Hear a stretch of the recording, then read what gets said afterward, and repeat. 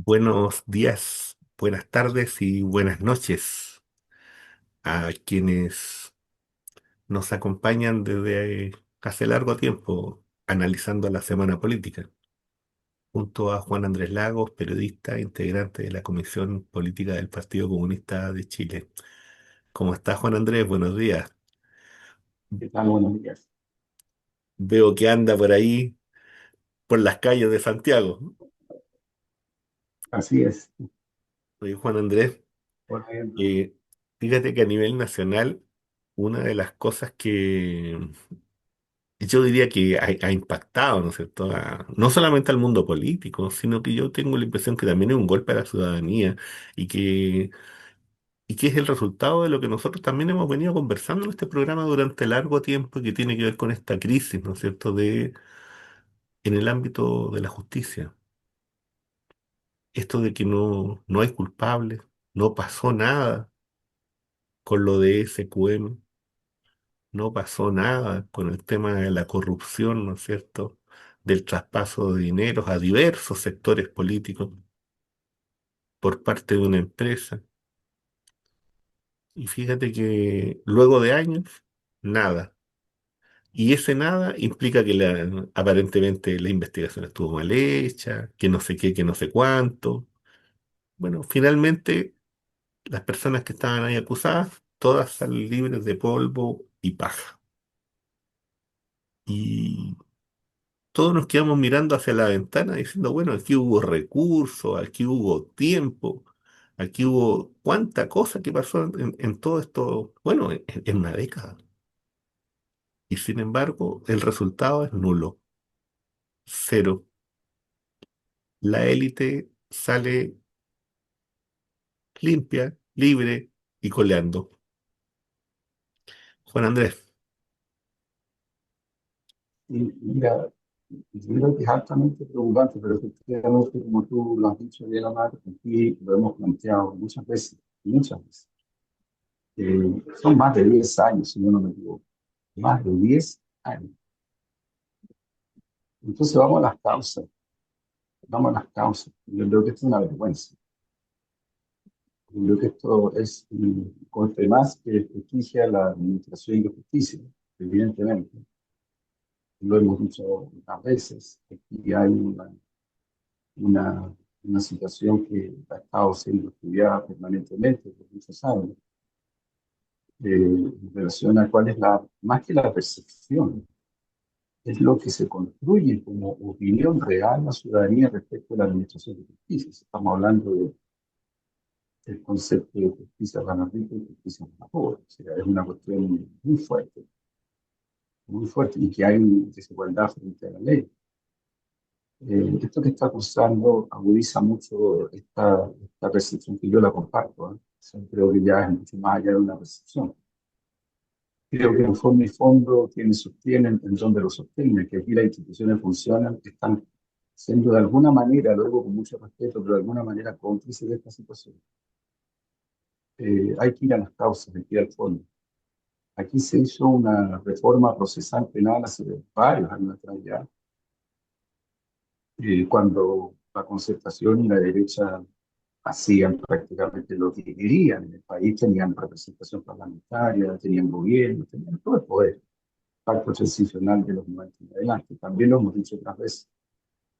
Y, y ocurre que esa reforma procesal penal, que tenía como propósito, de alguna u otra manera, hacer mucho más efectiva la administración de justicia, enfrentar esta herencia brutal de la dictadura, de las relaciones de los derechos humanos, y otros asuntos más importantes, como resultado es un desastre.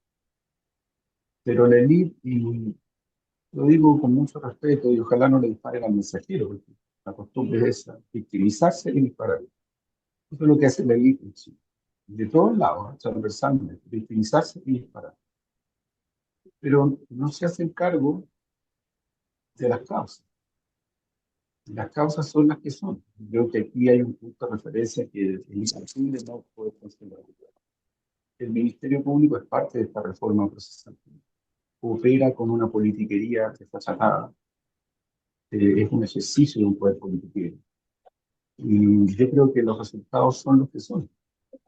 Entonces uno dice, bueno, eh, operaron durante más de 10 años, estuvieron en esa dimensión y yo creo que el resultado, entre comillas, es ese.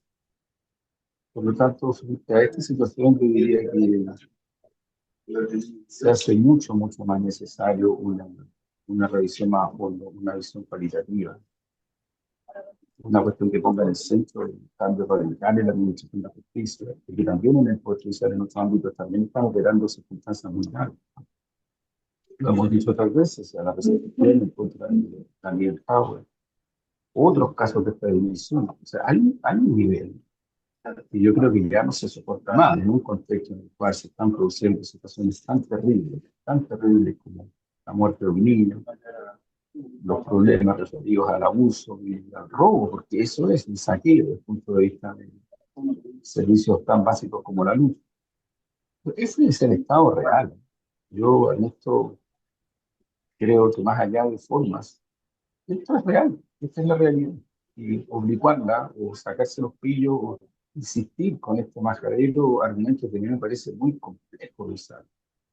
De que por un lado que las instituciones funcionan, por otro lado una derecha obtusa que trata de sacar provecho, entonces todo se está desplomando, pero por otro lado, otros que dicen no se está todo desplomando. Entonces yo creo que ya esto es lo que tiene a una parte muy importante de la ciudadanía muy cabreada y muy cansada. Y yo creo que en este contexto lo asocio a una necesidad, de una necesidad con urgencia. Y lo que se necesita es una izquierda en Chile, pero una izquierda que realmente enfrente la situación, no autorreferente, no autocompasiva. Una izquierda con capacidad de construcción de correlaciones sociales y políticas mayoritarias, que no existe hoy día. No existe. Entonces creo que es un cuadro en lo social muy complejo, muy brutal. Y en lo político también. Creo que, lo he dicho otras veces, mi hipótesis que tal cual como están las cosas, 6 a 7 millones de personas que votan por voto obligatorio, que no tienen una definición previa políticamente hablando, de lo que han votado el rechazo en un plebiscito, en contra en otro plebiscito, en fin, son muy volátiles. Yo creo que esas personas van a decidir las elecciones parlamentarias y presidenciales y van a votar por quien crean, ojo, por quien crean que puede enfrentar realmente este tipo de flagelos y situaciones tan críticas que está viviendo el país. Mm. Juan Andrés, em, tú en una columna que escribiste en Infogate, te refieres a este error, ¿no es cierto?, en las cuentas de luz y el impacto que puede tener eso desde el punto de vista eleccionario. Eh, Sí, ¿Puedes explicarnos un poco los argumentos de esa columna? sí, esa columna yo creo que trata de analizar el estado, a propósito de lo que conversamos, el estado de subjetividad, y que trata de mirar más este comportamiento de estos millones y millones de personas. Yo ahí en esa columna no hago directamente referencia, pero fíjate, a propósito del contexto, hay un estudio que entregaron las universidades eh, recientemente, donde hablan del miedo, una sociedad del miedo.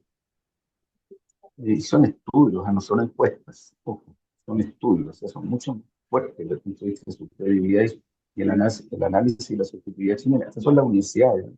Está la Chile, está la USAC, no soy yo, ojo, para que no las paren al mensajero, son las universidades. Y no creo que las universidades en este caso hayan disminuido o aumentado su diagnóstico desde el punto de vista de caracterizar a Chile como una sociedad del miedo.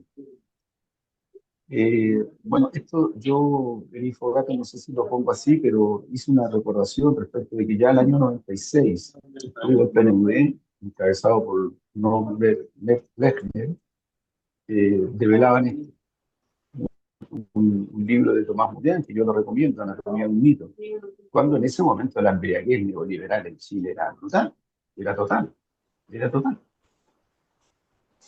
Y ocurre que parece que esto ha crecido y es real. es real. Esa subjetividad está reflejando situaciones no de exageración, no está reflejando cuestiones ficticias, está reflejando realidades.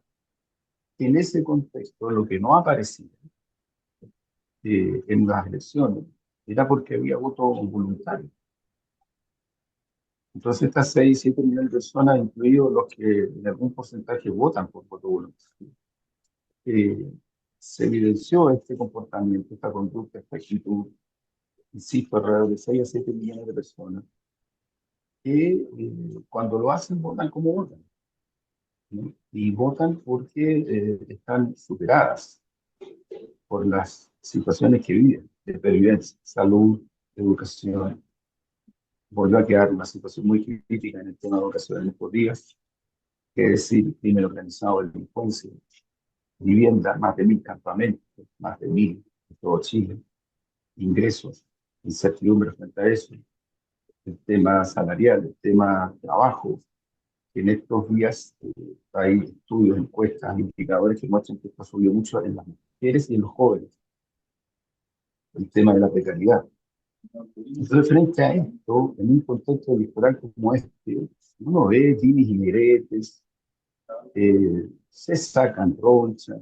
Yo no sé hasta dónde esta ciudadanía cree en eso, porque también hay una distancia cada día más creciente y más crítica hacia el Parlamento como institución dentro de este clima, y hacia los partidos también. Entonces, frente a esto, yo diría es necesario mirar el contexto real, porque tú tienes, también se cruzó en estos días el tema del estallido. O sea, para algunos el octubrismo lo miran para abajo, con mucha velocidad, mucho resentimiento. Tratan de mostrar eso como algo que no tuvo ningún asidero, pero no recuerdan que fueron millones y millones en las calles que planteaban y gritaban estas angustias. Pero también el propio Piñera, su esposa, Lucy, reconocieron la magnitud de lo multitudinario y de las demandas. Incluso inicialmente hicieron propuestas concretas. Incluso después de pandemia se hicieron propuestas concretas, la PGU, entre otras. Entonces yo creo que vivimos un clima muy complejo, muy contradictorio, y creo que va a incidir mucho en el resultado de la elección. Mucho, mucho. Ya no queda nada, prácticamente. Y este es una parte importante de este universo electoral, decide su voto al final, al final. Ojo que ahí puede haber sorpresas grandes en la parlamentaria, pero también en la presidencial. Y creo que eventualmente, si siguen las cosas como están cruzando, hay segunda vuelta, es un escenario abierto, pero no es un escenario que tampoco se pueda enfrentar con triunfalismo, con una autorreferencia. Complejo, complejo cuando tú concentras tu campaña en algo así. Y yo creo que también está pesando el tema de la política internacional, Omar, donde tú tienes también bastantes elementos. Sí, mira, Juan Andrés, bueno, los recuerdo que estamos analizando la semana política, que toda esta primera parte, lo que se hizo, ¿no es cierto?, fue hacer un análisis de este tema SQM y a lo que la justicia llegó, que en definitiva era nada. Luego, ¿no es cierto?, del clima social, del clima de la subjetividad, a partir de un hecho también puntual, como son estos cobros indebidos, elaborados, por cierto, supuestamente, ¿no es cierto?, por expertos del Estado, desde el Estado, que son los que se tienen que preocupar por los ciudadanos, y pareciera que ahí hay deficiencias que son bastante serias y que se arrastran además en el tiempo, no solamente de este gobierno, por cierto. Em, a nivel internacional, Juan Andrés, yo te diría que hay una serie de elementos que están cursando hoy día que son bien relevantes. Yo creo que un primer aspecto es que la Federación Rusa, ¿no es cierto?, responde a esta cancelación de la cumbre entre el presidente Putin y el presidente Trump. ¿Y, y por qué? ¿Qué es lo que en el fondo subrayan ellos? Que los objetivos rusos son innegociables, que esos objetivos han sido presentados en diversas instancias internacionales de negociación, que esos objetivos pasan por desmilitarizar, por desnazificar y por la neutralidad permanente de Ucrania, por la protección, ¿no es cierto?, de la población rusoparlante y por la libertad de la Iglesia Ortodoxa en Ucrania. Esos son los puntos que en realidad el gobierno ruso ha manifestado desde el inicio. Entonces, pretender o intentar de que a partir, ¿no es cierto?, de algunas presiones, de toda esta narrativa distópica. Y cuando hablo del concepto de distópica, hablo de esta ficción, ¿no es cierto?, de un futurismo negativo que se va construyendo y que va afectando también, ¿no es cierto?, por cierto, las mentalidades, va afectando la percepción de las sociedades. Entonces, estamos frente a una hipótesis que yo vengo trabajando hace un tiempo y que está en un articulito pequeñito, ¿no es cierto?, que se llama Distopía, Historia y Resistencia, que lo pueden encontrar en Crónica Digital, pero que en el fondo lo que afirma, ¿no es cierto?, es que, mire, aquí lo que ocurre es que hay una narrativa instalada en torno a eso. Una gran narrativa, muy poderosa por lo demás. Si hay algo que tiene Occidente es esa capacidad. Y en Chile esa capacidad está multiplicada al cuadrado. Porque como lo hemos dicho en este mismo programa, muchas veces lo hemos reiterado, el sistema comunicacional, ¿no es cierto? El sistema informativo está controlado por pequeños grupos. Basta con ver quiénes son los dueños, nada más que eso. Entonces aquí lo que está ocurriendo es que hay una crisis narrativa mediática. ¿Por qué razón? Porque en definitiva la visión estratégica es la que se cae, es la que es débil. ¿Por qué? Porque esa visión que se está entregando, esa narrativa no tiene sustento real. ¿Y a qué me refiero con eso? A que la anunciada reunión entre Trump y Putin en Budapest, supuestamente, ¿no es cierto?, ocurrieron filtraciones mediáticas y que a partir de esas filtraciones mediáticas, ¿no es cierto?, supuestamente Trump intentó forzar negociaciones y Rusia, ¿no es cierto?, ¿cómo intentó forzar esas negociaciones? A través de dos elementos de construcción falsa. Primero, del colapso económico de la economía rusa, ¿no es cierto? Y segundo, de la posible entrega de misiles Tomahawk a Ucrania. Como Rusia no cede, y además de eso plantea, ¿no es cierto?, vuelve a instalar sus temas centrales, entonces, ¿qué es lo que ocurre? Que desde esa perspectiva, ¿no es cierto?, la posibilidad de acercamiento se rompe, se quiebra. ¿Y cuáles son los argumentos de eso?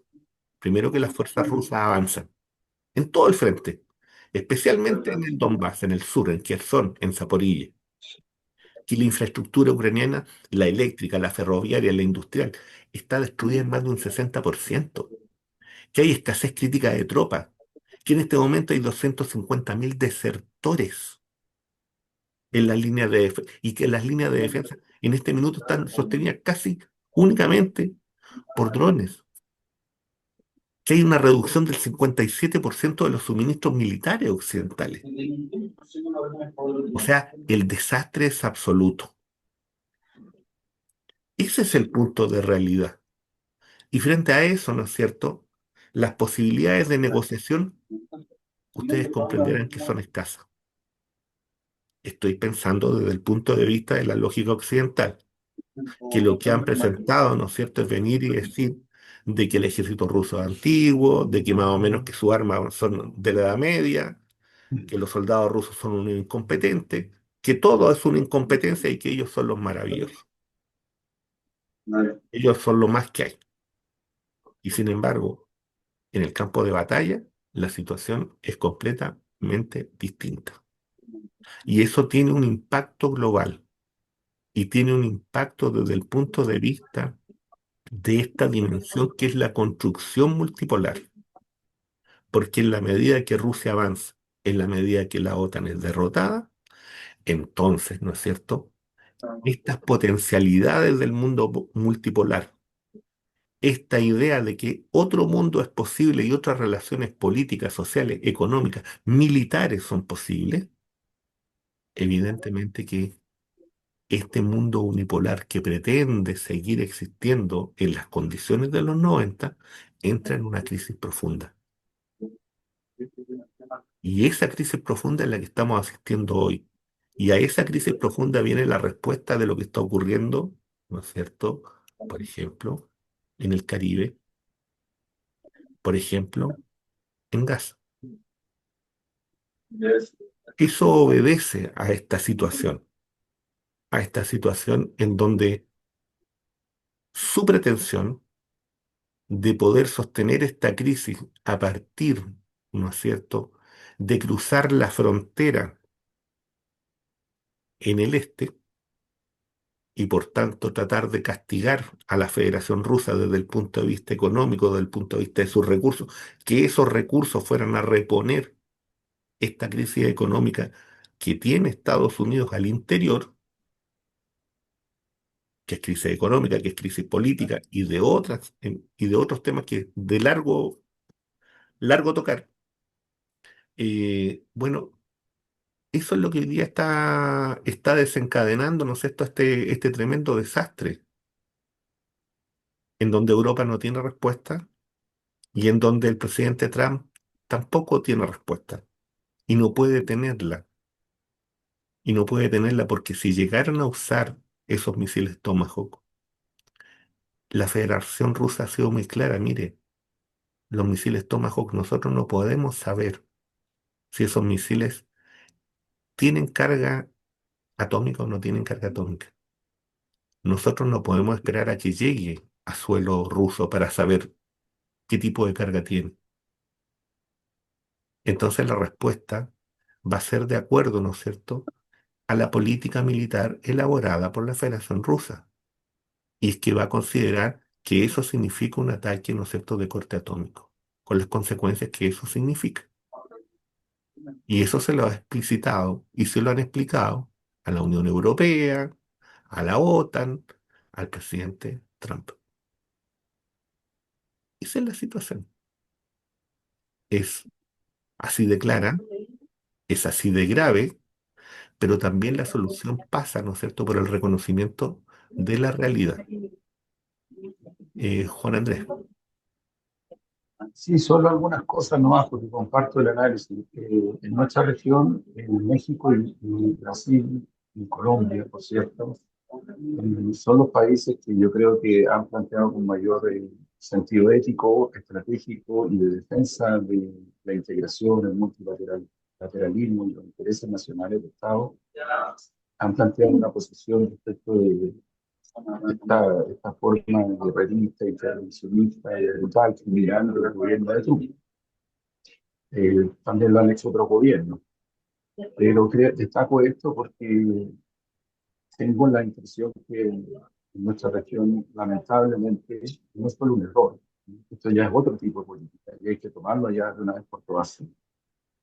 Hay gobiernos que no ven lo que significa tener un país cercado con un submarino atómico y barcos de guerra y amenazando ya constantemente los hechos de invasión.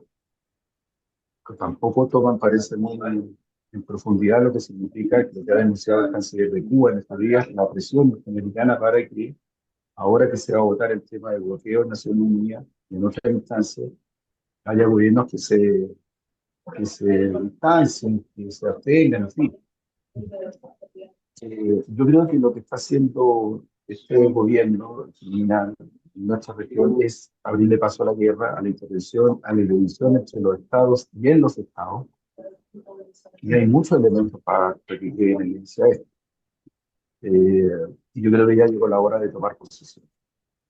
Y sí se está tomando posición. Yo creo que no descalificar con fuerza, en el fondo, esta política guerrerista y criminal norteamericana es de alguna manera hacerse cómplice de los resultados en todos los planos. Mm, El plano de lo que implica también para el interés nacional del país, en este caso Chile, porque va a ser afectado, va a ser severamente afectado. Yo creo que la canciller, perdón, la ministra de Defensa ha tenido en Chile que pronunciarse respecto al tema del armamentismo de Argentina. Claro, lo hizo de una manera que no le preocupaba, bueno, pero sí, pues bueno. Si el problema es que nadie está inventando el armamentismo del gobierno de Milei. Nadie está inventando la sociedad político-militar que tiene el gobierno de Milei con el gobierno de Israel y con Estados Unidos por el tema de la Patagonia, la Antártida. Nadie lo está inventando. Si esto no es un problema de relato, es un tema de realidades. Entonces no se saca nada con llevar las cosas solo al punto de referencia a lo que se dice o lo que no se dice, sino que aquí hay fuerzas actuando. Y hace mucho rato que Estados Unidos está tratando de controlar y sacar a China del CNC. Hace mucho rato y lo va a seguir haciendo. Y si es necesario le pasa guerras para generar divisiones y crisis, lo va a hacer por primera vez. Yo creo que hay que enfrentar este tipo de situaciones, pero me parece muy compleja. Yo vuelvo a lo último que plantea Tomás, antes de echar al poema, a ese regalo ético. Pero yo creo que en el caso de Chile, a propósito del análisis que te hace, que yo lo comparto, es cierto, si ya no se puede obviar, el, eh, es la OTAN, son los gobiernos de la OTAN, es Estados Unidos, no es que haya otra cosa, todos van buscando la dirección que les interesa para generar la disminución de influencia de Rusia. No lo han logrado, no lo han logrado hasta ahora. Y para eso sé que no lo van a lograr. Y por otro lado, el multilateralismo, porque nosotros como país estamos viviendo la crisis desde el occidente capitalista y desde el patio trasero. Pero no sé, no se ve esta otra esperanza para la humanidad, que es el multilateralismo, con todas sus diferencias. O sea, si a mí alguien me dice, bueno, vuelvo a repetir, de que no se puede entrar a los BRICS porque está Rusia, y no se entiende nada de lo que está pasando en el planeta, no se entiende nada desde el punto de vista del humanismo, ¿ah? De la soberanía de los pueblos, de la autodeterminación, de la integración, de la esperanza real. Como tampoco se entiende nada respecto de las diferencias que hay en este multilateralismo. Sí, es patética las caricaturas que hacen para tratar de descalificar. Es patético, es patético. Yo creo que ahí vuelvo a lo primero, yo creo que hay una necesidad de una izquierda, el deber de construir una izquierda en Chile que no existe en este momento, lamentablemente. Porque una cosa son, de verdad, las alianzas, izquierda, progre, qué sé yo, todo eso, pero no existe una visión incidente, ¿no? No, con mucho respeto digo, el juez, en fin, el sector, pero comparativamente a la incidencia que tienen las fuerzas de derecha, las fuerzas del centro progre, en fin, mm. aquí hay la necesidad urgente de una construcción que sea incidente, porque esta cosa se está poniendo cada vez más espesa para los intereses humanitarios valga la redundancia, de la humanidad en Chile y del pueblo chileno y de los pueblos de Chile. Y antes del poema, fíjate que aquí el punto esencial como lectura estratégica es que aquí había un plan. El plan era derrotar a la Federación Rusa, derrotarla desde el punto de vista económico, derrotarla dentro del punto de vista militar. Rusia no fue derrotada en lo económico, ni fue derrotada en lo militar. Entonces se genera una crisis interna, insisto, del modelo unipolar. Y esa crisis interna genera consecuencias. ¿Cuáles son las consecuencias? De que esa instancia, ¿no es cierto?, de tensión se traslada a otros espacios. Y a eso es lo que estamos asistiendo, particularmente en América Latina, con la llamada doctrina Rubio. Claro, es que, Omar, yo solo paréntesis que para sumar al análisis que tú haces.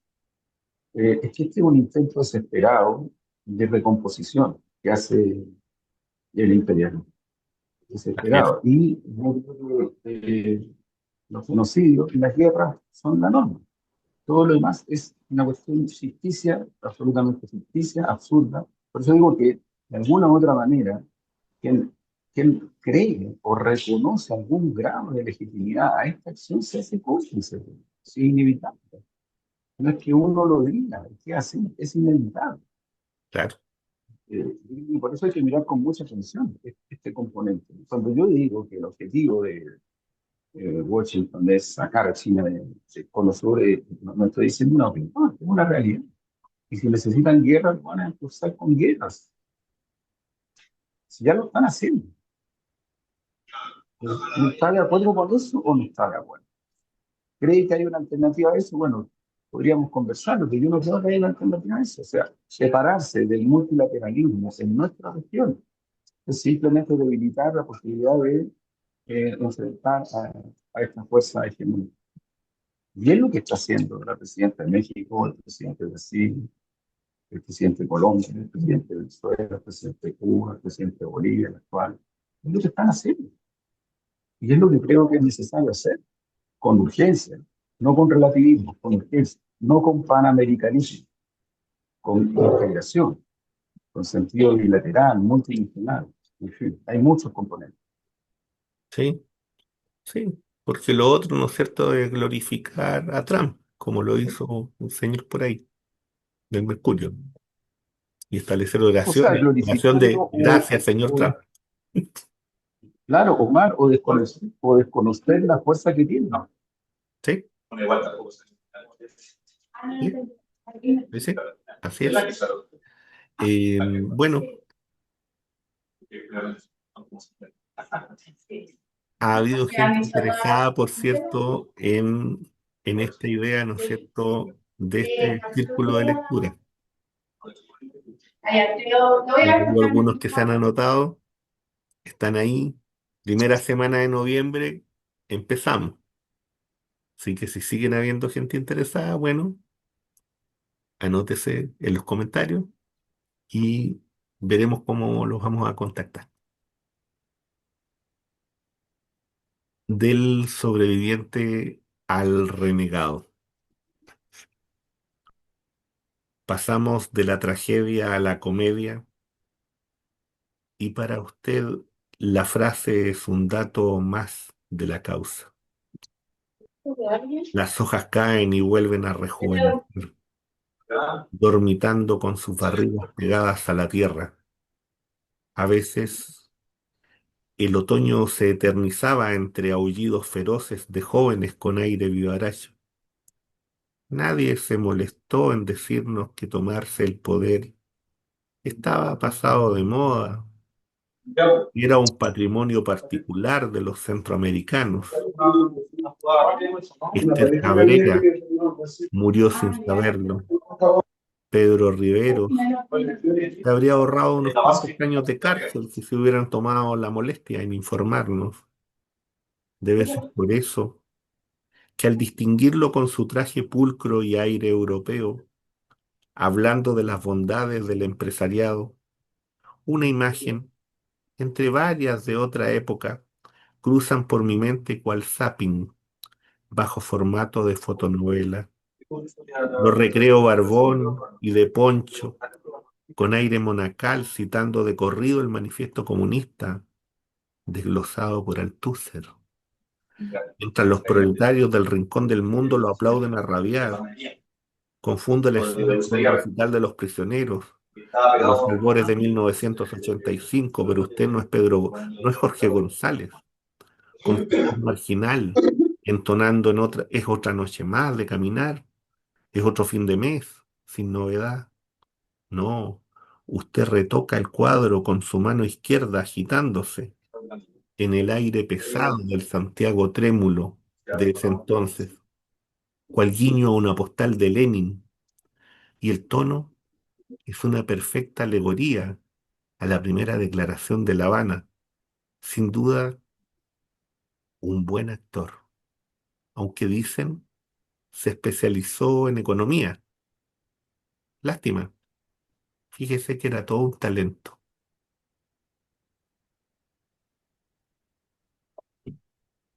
Bueno, un mensajito